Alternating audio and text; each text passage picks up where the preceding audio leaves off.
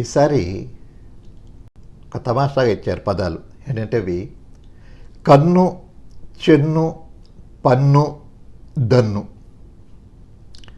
కన్ను కన్ను తెలిసిందే, చెన్ను అంటే కాంతి, పన్ను తెలిసిందే, దన్ను అంటే ఆసరాగా ఉంటాం. ఈ 4 పదాలు 4 పదాల్లో రావాలి. హనుమంతుణ్ణి వర్ణిస్తూ చెప్పమన్నారు. నచ్చిన ఛందస్సులో హనుమంతుని వర్ణించాలి ఈ పదాలతోటి. నేనేం చేశానంటే ఉత్పలమాల వృత్తం తీసుకున్నాను. దత్త పదాలు మనం ఎట్లయినా పూరించవచ్చుగా, వృత్తాల్లో చేయొచ్చు, లేకపోతే జాతుల్లో ఉపజాతుల్లో కూడా పూర్తి చేయొచ్చు.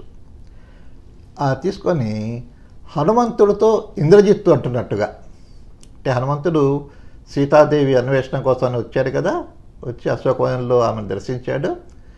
అక్కడి నుంచి ఆయన వెళ్ళిపోకుండా చేశాడంటే అశోకవనం అంతా కూడా గందరగోళం చేశాడు. ఆ చెట్లన్నీ పీకేసి కొంతమంది రాక్షసుల్ని సంహరించి ఆయన ఎదిరించేటువంటి వాళ్ళని నానా కోలాహలం చేశాడు. అప్పుడు రావణాసుడు తన కొడుకైన ఇంద్రజిత్తుని పంపించాడు. అతన్ని బంధించి పట్టుకురా, ఎవరో వానరంట, ఆ వానరం వచ్చి గందరగోళం చేస్తోందిట అని చెప్పని. అప్పుడు ఇంద్రజిత్తు వెళ్ళి ఆయన బ్రహ్మాస్త్రం ప్రయోగించి ఆయన తీసుకుని వస్తాడనమాట. అప్పుడు ఆ ప్రయోగించే ముందు అంటున్నాడు ఇంద్రజిత్తు హనుమంతుడితోటి, నీవు అపారమైన నష్టం కలిగించావు మాకు, మా రాక్షస జాతికి అని అతన్ని బెదిరిస్తున్నాడు అనమాట హనుమంతుడిని ఇంద్రజిత్తు. ఏమంటున్నాడు? కన్నులు మూసి కొంచు ఎటు కాలిని పెట్టితి ఓరి లంకలో.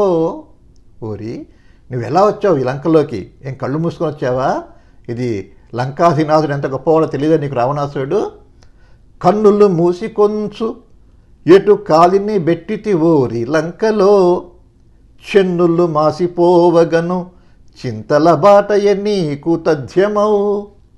నీ చెన్నులు మాసిపోతాయి, నీ కాంతులంతా నశించిపోయి నీవిక చింతల మార్గంలో పడిపోతావు, దుఃఖపు మార్గంలో పడిపోతావు. అది తప్పదు, తథ్యం నీకు. పన్నుగ వానరాధముడా ప్రాణము దీసెద కాచుకొమ్మికన్. ఓ వానరాధముడా, నీ ప్రాణం తీస్తాను, కాచుకో. పన్నుగా, దీనికి శిక్షగా చేస్తాను ఆ పని నీకు.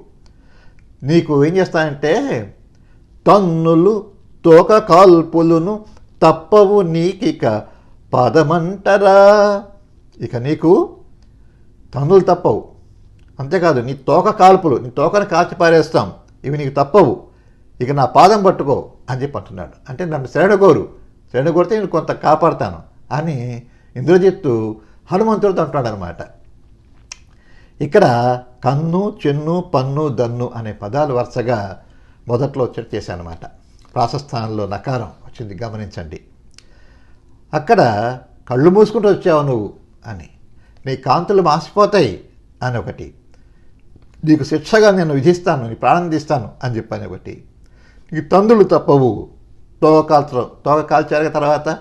అయితే ఆయన ఊరుకోలేదుగా, లంకా దహనమే చేశాడు ఆ తోకతోటి, ఆ మండిపోతున్న తోకతోటి హనుమంతుడు లంకా దహనమే చేశాడు కదా. అందువల్ల ఆ సందర్భాన్ని పురస్కరించుకొని ఈ పద్యం రాశానమాట. మళ్ళీ ఒక మాట పద్యం మీకోసం. కన్నులు మూసి కొంచు ఎటు కాలిని బెట్టితి ఊరి లంకలో, చెన్నులు మాసిపోవగను చింతల బాటయ నీకు తథ్యమౌ. పన్నుగా వానరాధముడ ప్రాణము దీసెద కాచుకొమ్మికన్. తన్నులు తోక కాల్పులును తప్పవు నీవిక పాదమంటరా.